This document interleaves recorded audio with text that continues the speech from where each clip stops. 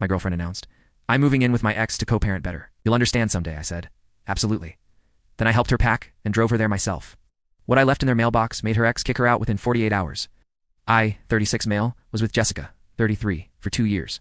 She had a 6-year-old daughter, Emma, from her previous relationship with Nate, 35. I loved that. Kid like she was my own. Tea parties, bedtime stories, the whole deal. 3 weeks ago, Jessica sat me down for a talk. I've been thinking about Emma's well-being, she started. Nate and I have decided it would be better for her if we lived together for co-parenting. I stared at her. You're joking. I knew you'd react like this. It's not about us. It's about Emma. She needs both. Parents under one roof. Jessica, we live together. Emma has her own room here. I've been helping raise her for 2 years. She rolled her eyes. Not a real father, Greg? This is what's best for her. You'll understand when you have kids of your own someday? The condescension. The dismissal of 2 years of 6 a.m. Saturday cartoons, homework help. And Greg, can you check for? Monsters? The absolute audacity. So you're moving in with your ex. For Emma, it's temporary, just until she's more stable. In our relationship, we can still date. You can visit on weekends. Nate's fine with it. Nate's fine with it. How generous of him. I took a deep breath. You know what? You're absolutely right. This is what's best. When do you want to move? Her face lit up. Really? You understand? Completely. I'll even help you pack. She hugged me, tears in her eyes. I knew you'd come around. You're so mature about this. Yeah, real mature. Update 1. I spent the week being the perfect supportive boyfriend. Helped her pack, organize boxes, even labeled everything. Jessica was over the moon about how understanding I was being. See, this is why I love you. She said while wrapping dishes. You get that? Modern families are complicated? Absolutely. Hey, what's Nate's girlfriend think about this? Jessica's face darkened. He doesn't have one. We agreed no partners at the house. It would confuse Emma. So you're both single, living together. Co-parenting. It's different, right? And I can't visit. It's not overnight, and maybe not for the first month. Emma needs to adjust. The delusion was incredible, but I kept smiling, kept packing. Moving. Day arrived. I rented a U-Haul with my own money because I'm just that supportive. Loaded everything up while Nate supervised from his doorway, smirking like he'd won something. Thanks for understanding, bro, he said. Takes a real man to put a child's needs first. Oh, I agree. Children should always come first. He didn't catch the emphasis. Jessica didn't either. After unloading everything, Jessica walked me to my truck. I'll call you tomorrow, okay? We can plan our first date night. Looking forward to it. She kissed me goodbye. Nate watched from the window. I drove away, but not home. I had one more stop, their mailbox. See, while helping Jessica pack, I'd found something interesting in her closet. A folder labeled legal documents. Being the helpful boyfriend I was, I'd made sure to pack it safely. But first, I'd made copies. Lots of copies. The custody agreement from their divorce was fascinating reading. Specifically the part about cohabitation with romantic partners affecting child support payments and the financial disclosure forms showing Nate owed $18,000 in back support. But the real treasure, text messages between them from a month ago that Jessica had printed. Why do people print text messages where they explicitly discuss getting back together but keeping me around for financial stability since I've been paying half her rent and buying Emma's school supplies? Nate, just move back in. We'll figure out the Greg situation later. He's too useful right now, paid. For Emma's dance classes for the whole year? Ma, what a sucker. Be nice. He loves Emma. Makes this easier. I left copies in the mailbox with a sticky note. Nate, thought you should see what Jessica's been saying about your performance issues to her friends. Also, your ex-wife Carla might want to know about that back child support.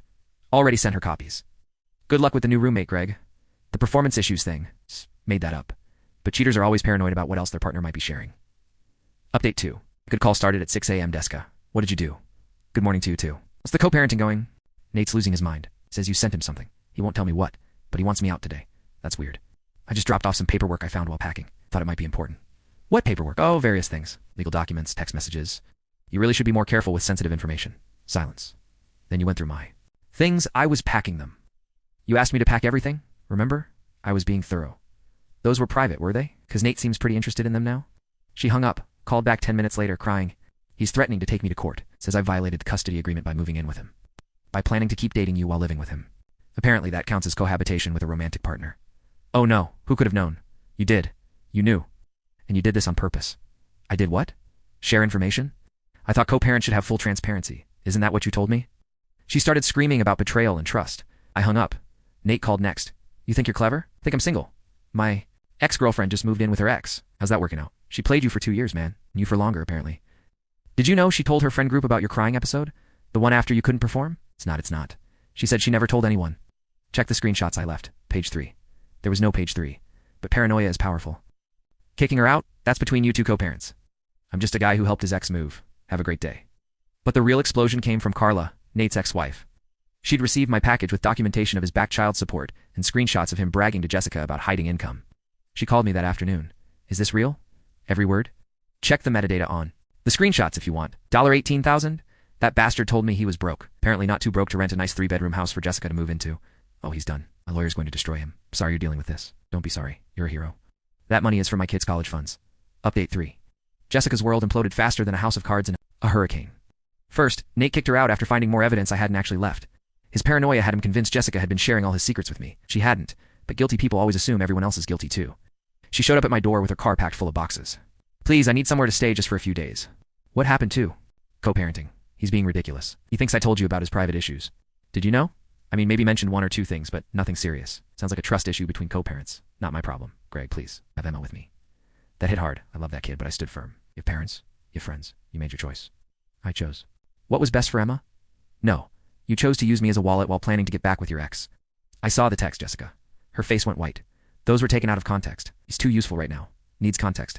I didn't mean it like that. How about what a sucker? What context makes that better? She started ugly crying.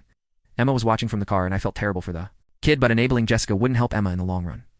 There's a motel 2 miles down the road. They have weekly rates. You're really going to do this to Emma? You did this to Emma when you decided to play games with the adults in her life? Don't put this on me. She left, still crying. Posted on social media about men who punish children for adult problems and fake fathers showing their true colors. My response was simple. I posted the screenshot of her and Nate calling me a sucker. The caption, when you find out you are just a wallet with legs. PSA. Trust your gut, fellas. Her post disappeared within an hour. Update for League of Fallout was beautiful to watch from a distance. Carla's lawyer filed an emergency motion for contempt regarding the back child support. The judge was not amused by Nate's hidden income. He got 30 days to pay the full $18,000 or face jail time. Okay. Nate, in desperation, tried to claim Jessica owed half since she'd been benefiting from the arrangement. The judge actually laughed. Sir, you can't retroactively make your girlfriend responsible for your child support. Meanwhile, Jessica's custody situation deteriorated since she'd moved Emma out of her stable home with me into Nate's house, then into a motel. The court considered her living situation unstable. She called me crying. They're giving Nate primary custody. This is your fault. How is your poor planning my fault? If you hadn't left those papers, if you hadn't tried to play everyone, none of this would have happened. I was trying to do what was best for Emma. No. You were trying to have your cake and eat it too. Now you're choking on it. But the most satisfying moment came from an unexpected source. Emma's school counselor reached out to me. Mr. Gregg, Emma's been asking for you. She's allowed to write letters if you're comfortable receiving them. My heart broke. Of course, I'd love to hear from her. The first letter arrived yesterday. Dear Greg, Mom says you don't love us anymore, but I don't believe her. Do you still remember our secret handshake? I miss our pancake Saturdays. Love, Emma. I wrote back immediately, careful to keep it appropriate, and copy her counselor. Dear Emma, I'll always care about you. I remember our handshake perfectly. Life changes sometimes, but the fun memories stay forever. Keep being awesome. Your friend Greg. Jessica found out about the letters and went ballistic. Called me screaming about undermining her parenting. You moved in with your ex to undermine our relationship. I'm writing appropriate letters to a kid I helped raise for 2 years. See the difference? Update 5. The grand finale came courtesy of Jessica's own entitlement. Unable to afford a decent place since she'd been relying on my income, she moved back with her parents. They were less than thrilled to have their 33-year-old daughter and granddaughter crammed into their retirement condo. Her dad, Frank, actually called me. Greg, what the hell happened? Jessica says you've sabotaged her co-parenting arrangement. Frank, did she tell you she was planning to date me while living with her ex? What? Did she mention the texts where they called me a sucker for paying her bills? She said those were jokes. Did she mention that she told me I'd never be Emma's real father after I'd been raising her for 2 years? Long pause. No, she didn't mention that. I've got screenshots if you want them. Send them. I did. Frank called back an hour later. I'm sorry, Greg. We didn't raise her too. Be like this. Not your fault, Frank. You were good to Emma. Hell, you were good to Jessica. She just got greedy. Yeah. The last I heard through mutual friends, Nate had to sell his house to pay the back child support and legal fees. He got supervised visitation only after the court found out about the hidden income. Jessica got Emma back, but has to live with her parents indefinitely. She's working 2 jobs to afford a lawyer to fight for full custody. She tells everyone I'm a narcissistic abuser who manipulated the situation. Nobody believes her after the screenshots went public. Last week, I got one final text from an unknown number. You destroyed my life over pride. I hope you're happy, I responded. I'm not happy or unhappy about your situation. I'm indifferent. You made choices. Those choices had consequences.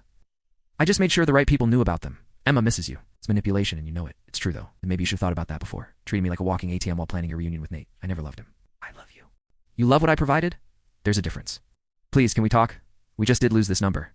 I blocked it and went back to my life. Started dating a woman named Claire who has no kids, no ex-drama, and pays her own bills. It's refreshing. It's final update. It's been 2 months since the mailbox incident. Here's where everyone landed. Jessica is still at her parents' place, working as a receptionist during the day and stocking shelves at night.